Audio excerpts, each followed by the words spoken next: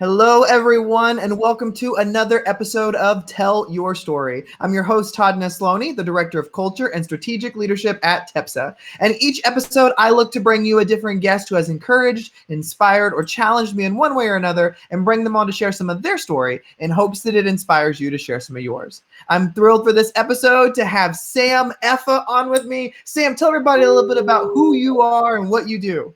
Awesome. Well, thank you so much, first off, for having me, Todd. I feel super honored. My name is Sam Effah. I'm a two-time Canadian champion, sport of track and field. I run the 100 meters. If you watch reality TV in Canada, I was on the Amazing Race Canada last summer, and I'm training for the Tokyo 2021 Olympics. And I love being in the community, want to inspire as many people as I can, just use my platform. That's me in a nutshell. There's a lot more, but that's the Sparks Note version. That's where we get started. So Sam, I've got so much that I want to ask you about in so little time. So we'll just jump right into it. So, Cool. You are you're a well-known athlete. You're successful and you do a lot with the track and field. So when did you decide that that was a path that you wanted to head down? When did you think I've got some skill here, I want to pursue this more than just high school or college? Well, it's funny. A lot of people ask me that question, and they think, okay, you probably started running, at 4 years old. Your mom was chasing you in your diapers, and that's kind of true. But that's where it ended as a kid. I didn't get into sport until way later. Like I was in first year university, and I went to the University of Calgary. Go Dinos!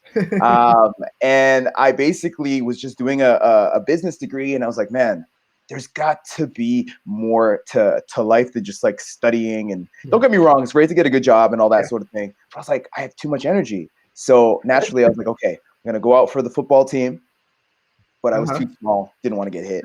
Thought about the basketball team and I'm like, 5'8.5". I got to count that half. It's just, I'm not tall enough. Lastly, it was like track and field was the one sport that they don't make any cuts.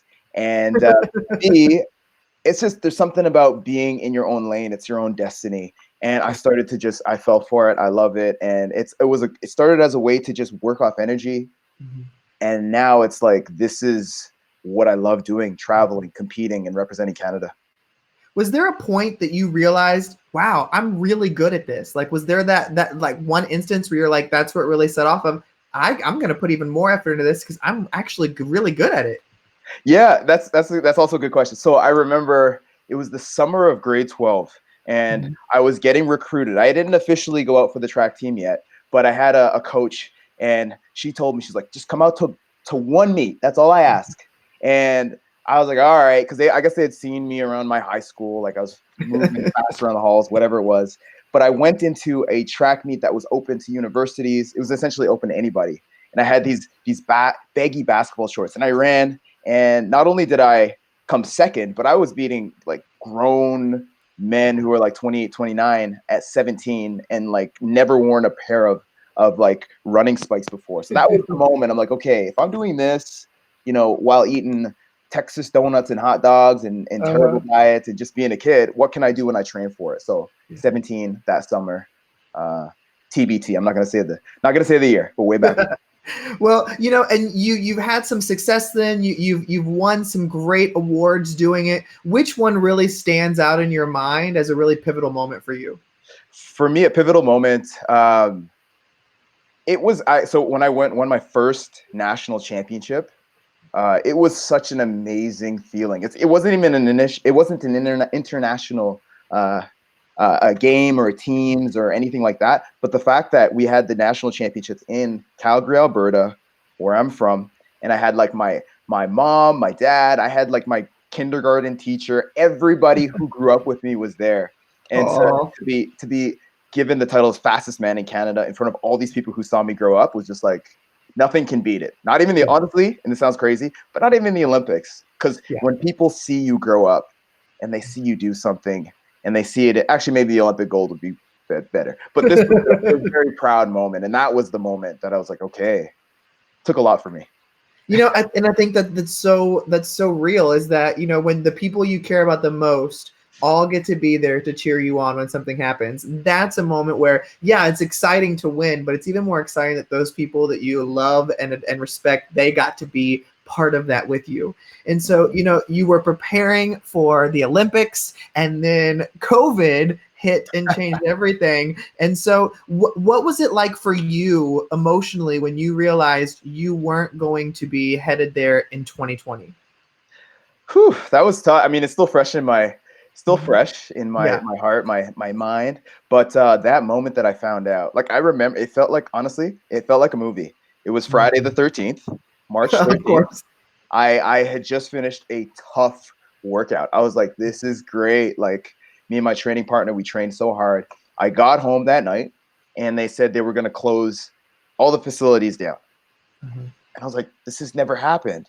Yeah. And then it was like a solid, like maybe 3 or 4 or 5 days later, they were talking about potentially canceling the Olympics. And then finally, Mhm. like 2 weeks later, when they said it's not happening, oh, I number one, I thought, I was like, okay, I understand that it's safety and health, Yeah. number one. Yeah. But then as an athlete, I'm like, I've been training for over 20 years Mhm. for one moment. Yeah. So for that to be taken away, in the snap of a fingers, like my Mhm. heart honestly dropped. And I was like, man, like I got to find another way to work off this energy, and I Right. got to find some other passions. And so, they've moved the games currently to 2021. And so, do you have something different that you're doing to prepare now that you've got a whole nother year added on, or is it just kind of the same cycle? I mean, I know you can't get into I don't think you can still, you can't get into your training facilities yet, can you? No, I can't get into any training facilities. So I'm in an apartment in Toronto. I mean, if anybody wants to do quarantine core workouts Fridays, 5:30 p.m. Eastern time, some just a shameless promo. But There I've you been go. doing push-ups, sit-ups, keeping as fit as I possibly can every day of the week. Right. And that's just the cards that we've been dealt. So just Yeah. indoor workouts. When it's really early and nobody's outside, I'll go and do a jog. But that's the limit of it. That's the extent of it. So, with the Olympics coming up, obviously the ultimate goal is always a gold medal, but what part of that experience are you looking forward to the most? Because when I, as a spectator, I'm not athletic. I played tennis in high school, but I'm nowhere near pro or anything. But when I watch the Olympics, I mean, it's so great to watch it all. But for me personally, I watch that opening ceremony and I'm just in awe on TV. And I just think what it would be like to walk in there with every other country and know that I'm here to stand Mm. in place for my country. And so for you, is there a moment of the Olympics that you're looking forward to the most? I can already tell you, this is a moment. I mean, as a kid, I always envisioned. So this is me walking into the stadium, walking up to my starting blocks. The starting official says, runners, take your marks. So you kind of like you take off your baggy jacket and you got your leotard or onesie, whatever you want to call it. Uh, to be wearing the maple leaf, the Canadian maple leaf, the flag on your chest, amazing. And then that moment of knowing that millions of people are watching you and you are representing your country, that is the moment I cannot wait for. I bet. Well, being in a sport where you're running, but it's you, like if you don't get it, it's you. Do you Yeah. get to know the players from like other countries and other areas? Like, do y'all form any kind of relationship or friendship?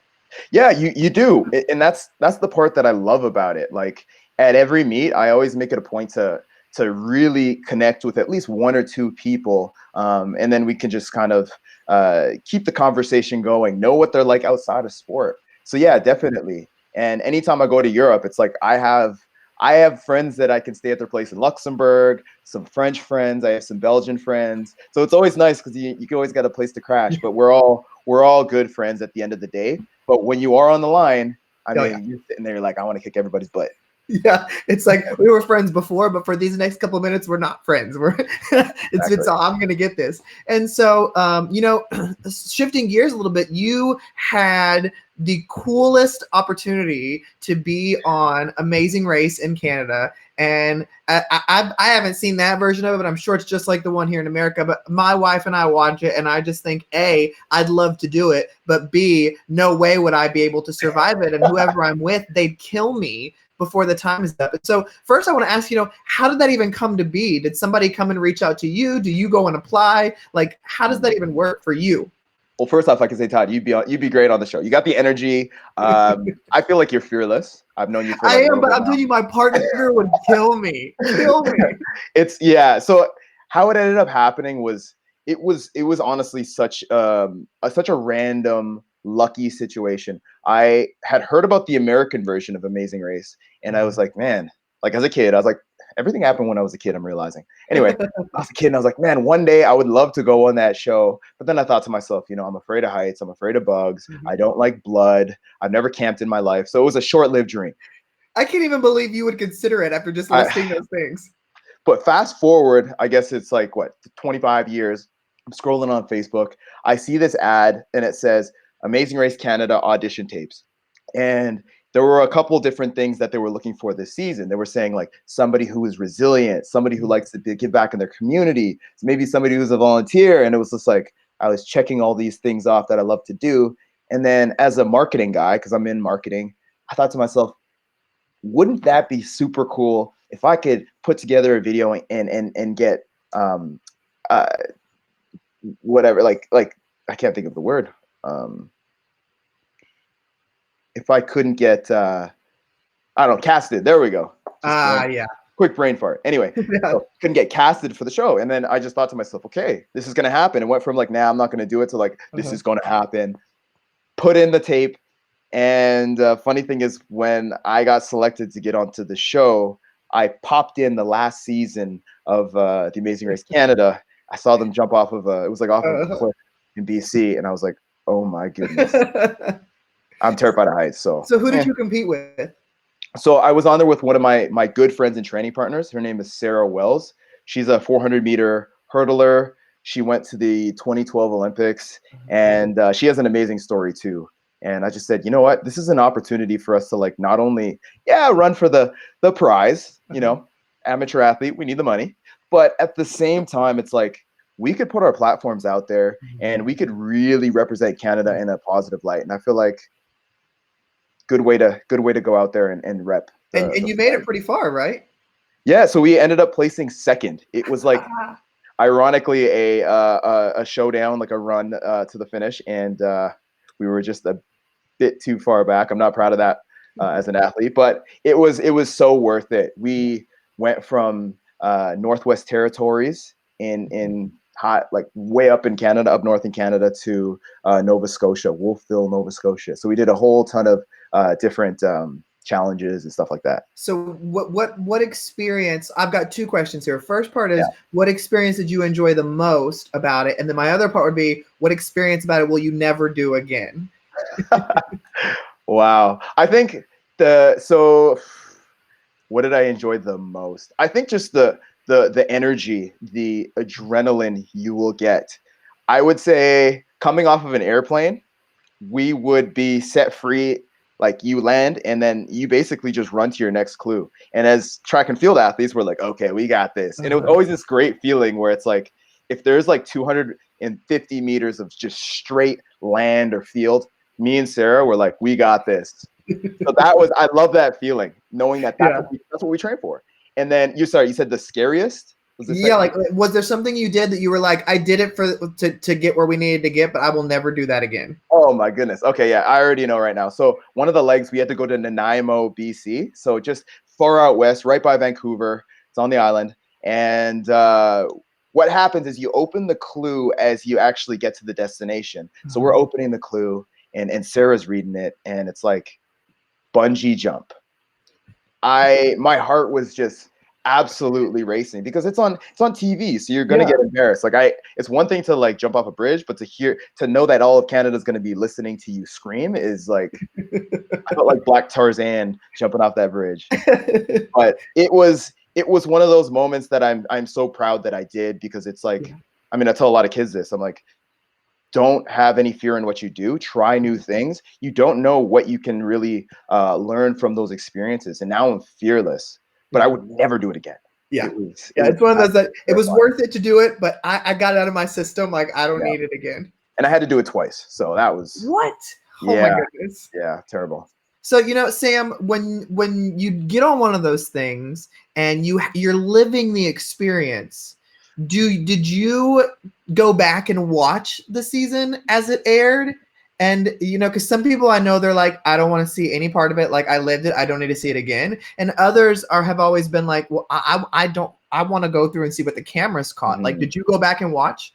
Yeah, we had viewing parties, and it was great because to see our friends and our family's reactions in real time was that for me was priceless. I was like, I know what's about to happen, but at the Yeah. same time, it's like we're all on the edge of our seats, Mhm. and to share that with like, yeah, your closest friends and family is like that's priceless. Who else So, has been on a well, you reality know, I show yet? wonder though, like you're living it and it's such a fast-paced thing as you're doing it. Were there things that you watched on TV that you were like, oh my gosh, I don't even remember that happening?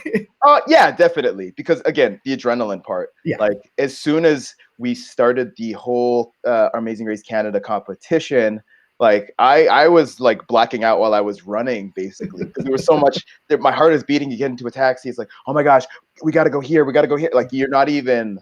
We call it race brain. So Yeah. when you're like in the Amazing Race Canada, you don't think straight. If you were to tell me what is like 5 times 5, I would be like, I don't know, 400. Like I'm just not, I'm not me. So Yeah. Would yeah, you do it again?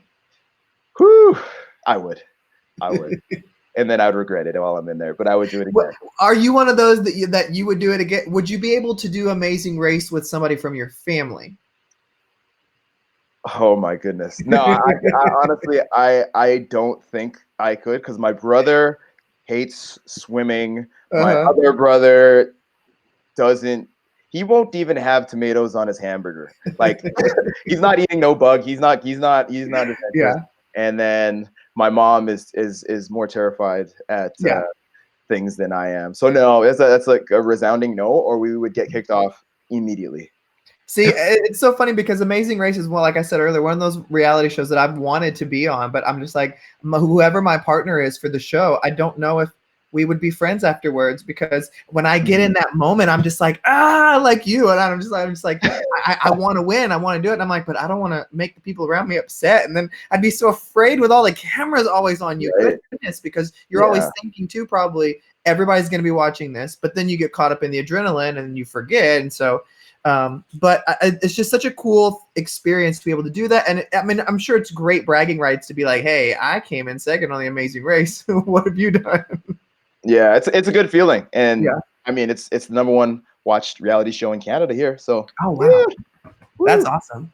Well, Sam, you know, you also get to do some work with kids and with, you know, inspiring others through your story and your journey. And I know that you and I met through a Classroom Champions Mhm. chat. And so why is it important for you to kind of give back in that way?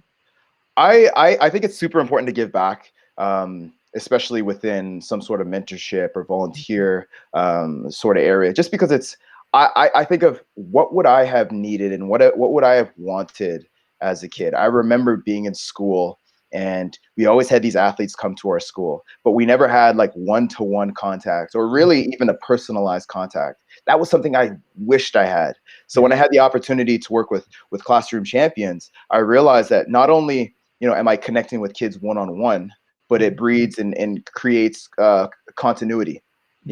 Instead of just going into an assembly and speaking, never seeing these kids again, I am in their class every single month. I do live chats with their teachers and them. And from September to June, I'm their mentor and they're my mini fans. So that to me is so important. And then also representation as a Black athlete.